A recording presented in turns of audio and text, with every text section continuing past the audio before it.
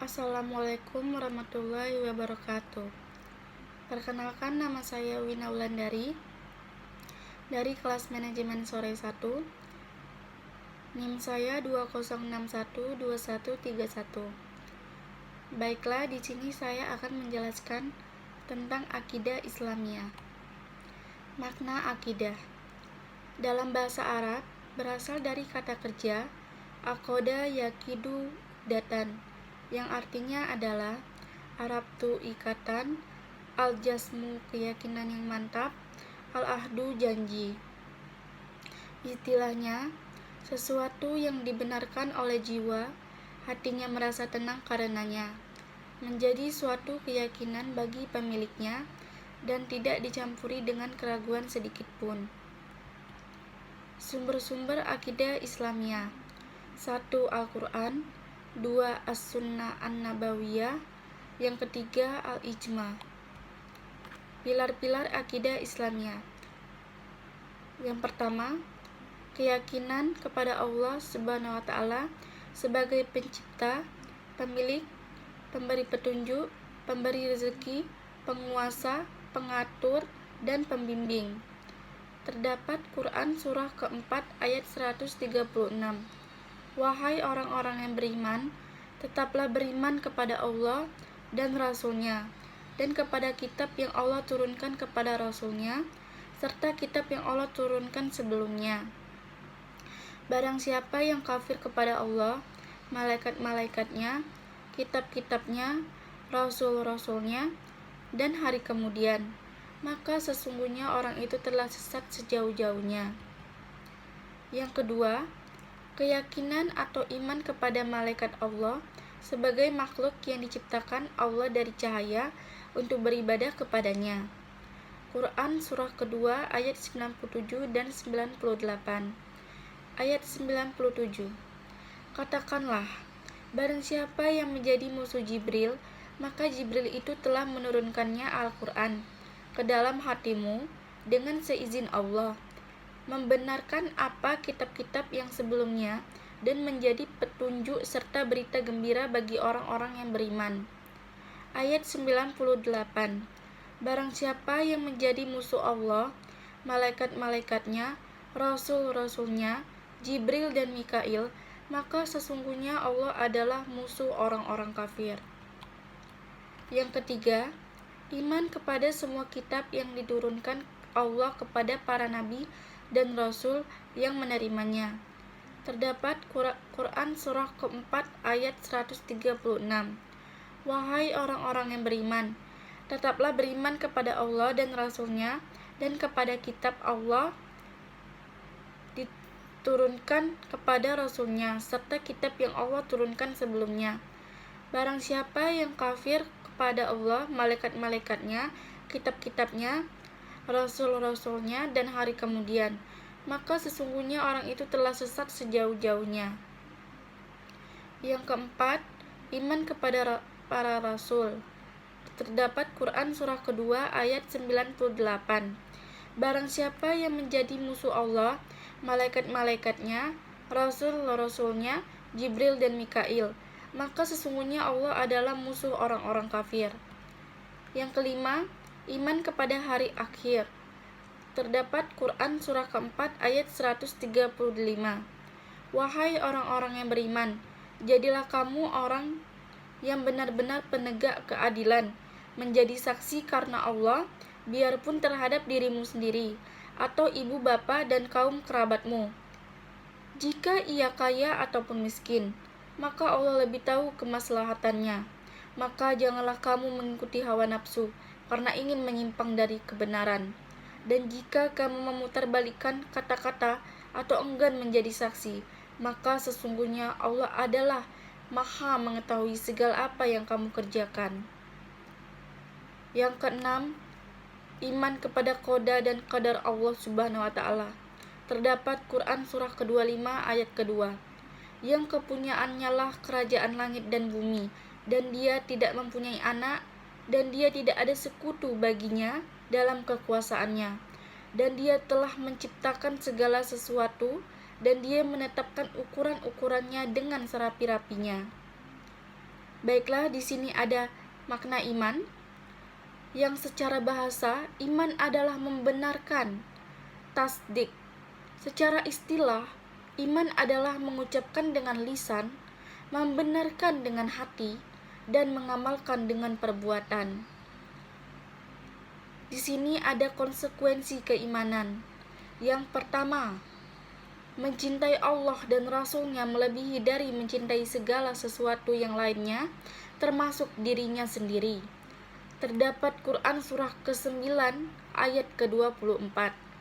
Katakanlah, jika bapak-bapak, anak-anak, saudara-saudara, istri-istri, kaum keluargamu, harta kekayaan yang kamu usahakan, perniagaan yang kamu khawatiri kerugiannya, dan tempat tinggal yang kamu sukai adalah lebih kamu cintai dari Allah dan Rasul-Nya dan dari berjihad di jalannya, maka tunggulah sampai Allah mendatangkan keputusannya, dan Allah tidak memberi petunjuk kepada orang-orang yang fasik.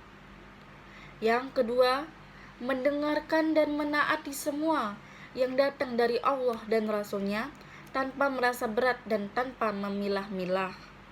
Terdapat pada Quran surah ke-24 ayat 51 dan 52. Ayat 51, sesungguhnya jawaban orang-orang mukmin bila mereka dipanggil kepada Allah dan Rasul-Nya agar Rasul menghukum mengadili di antara mereka, ialah ucapan kami mendengar, kami patuh, dan mereka itulah orang-orang yang beruntung. Ayat ke-52, dan barang siapa yang taat kepada Allah dan Rasul-Nya dan takut kepada Allah dan bertakwa kepadanya, maka mereka adalah orang-orang yang mendapat kemenangan. Dan terdapatlah Quran surah ke-33 ayat ke-36. Dan tidaklah patut bagi laki-laki yang mukmin dan tidak pula bagi perempuan yang mukmin, apabila Allah dan Rasul-Nya telah menetapkan suatu ketetapan, akan ada bagi mereka pilihan yang lain tentang urusan mereka. Dan barang siapa mendurhakai Allah dan Rasul-Nya, maka sungguhlah dia telah sesat yang nyata. Yang ketiga, ridho terhadap semua yang datang dari Allah Subhanahu wa Ta'ala dan Rasul-Nya, baik hal yang disukai maupun tidak disukai, tanpa menghilangkan usaha. Terdapat pada Quran surah ke-33 ayat ke-36. Dan tidaklah patut bagi laki-laki yang mukmin dan tidak pula bagi perempuan yang mukmin, apabila Allah dan Rasul-Nya telah menetapkan suatu ketetapan, akan ada bagi mereka pilihan yang lain tentang urusan mereka. Dan barang siapa mendurhakai Allah dan Rasul-Nya, maka sungguhlah dia telah sesat yang nyata. Keempat, loyalitas yang penuh kepada Allah Subhanahu wa Ta'ala, Rasul-Nya, dan orang-orang beriman, dan tidak memberikan loyalitas kepada yang dibenci Allah. Terdapat pada Quran surah kedua ayat ke-257 dan terdapat pada Quran surah ke-5 ayat ke-51. Yang kelima, takut hanya kepada Allah Subhanahu wa Ta'ala, takut tidak mendapat kasih sayangnya, dan takut bermaksiat kepadanya. Terdapat pada Quran surah ke-33 ayat ke-39 dan terdapat pula pada Quran surah ke-35 ayat ke-28. Yang keenam, berhukum dengan syariat Allah Subhanahu wa Ta'ala dan menolak hukum yang bertentangan dengan syariatnya. Terdapat pada Quran surah ke-6 ayat 114. Maka patutkah aku mencari hakim selain daripada Allah, padahal dialah yang telah menurunkan kitab Al-Quran kepadamu dengan terperinci. Orang-orang yang telah kami datangkan kitab kepada mereka mengetahui bahwa Al-Quran itu diturunkan dari Tuhanmu dan dengan sebenarnya. Maka janganlah kamu sekali-sekali termasuk orang yang ragu-ragu. Yang ketujuh, selalu beramal salih, meninggalkan maksiat dan berjihad di jalannya untuk menegakkan kebenaran. Quran surah ke-103 ayat 2 dan 3.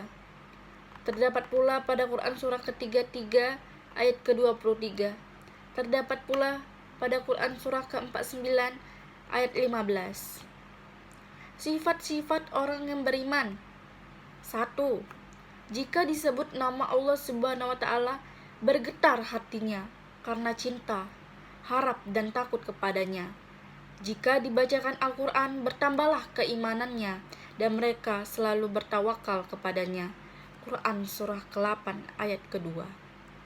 Yang kedua, senantiasa mendirikan sholat dan menafkahkan sebagian rezekinya untuk fakir, miskin, dan anak yatim. Quran Surah ke-8 ayat ketiga. Yang ketiga, beriman kepada rukun iman yang 6 dengan keimanan yang sempurna tanpa merasa ragu-ragu sedikit pun. Berjihad dengan harta dan jiwa raga untuk menegakkan kebenaran. Quran Surah 49. Di sini ada hal-hal yang dapat meningkatkan keimanan. 1. Ilmu, yaitu meningkatkan ilmu tentang mengenal Allah. Semakin tinggi ilmu pengetahuan seseorang terhadap Allah dan kekuasaannya, maka semakin bertambah tinggi iman, pengagungan, serta takut kepadanya. Quran Surah ke-35 ayat ke-28. 2. Merenungkan ciptaan Allah Subhanahu wa Ta'ala, keindahannya, keanekaragamannya, dan kesempurnaannya. Quran Surah ketiga ayat 191 dan 192. 3. Senantiasa meningkatkan ketakwaan, meninggalkan maksiat kepadanya. Quran Surah ke-83 ayat 14. Di sini ada buah keimanan. Yang pertama, membebaskan jiwa dari perbudakan manusia dan semua makhluk menuju kemerdekaan yang hakiki, yaitu penghambaan kepada Allah semata-mata. Kisah Rib ibn Amir. 2.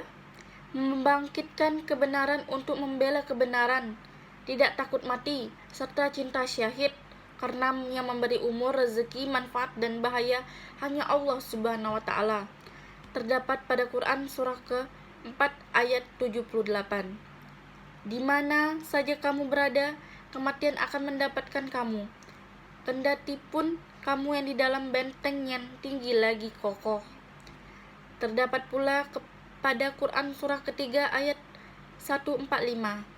Sesuatu yang bernyawa tidak akan mati yang melainkan dengan izin Allah, sebagai ketetapan yang telah ditentukan waktunya. Barang siapa menghendaki pahala dunia, niscaya kami diberikan kepadanya pahala dunia itu. Dan barang siapa yang menghendaki pahala akhirat, kami berikan pula kepadanya pahala akhirat itu. Dan kami akan memberi balasan kepada orang-orang yang bersyukur. Yang ketiga, merasa tenang karena jelas tujuan hidupnya. Ia akan mendapatkan kebaikan di dunia sebelum di akhirat, berupa 1. Perlindungan. Quran Surah kedua ayat 257. Yang kedua, petunjuk. Quran Surah ke-22 ayat ke-54. Yang ketiga, pertolongan. Quran Surah ke-40 ayat 51.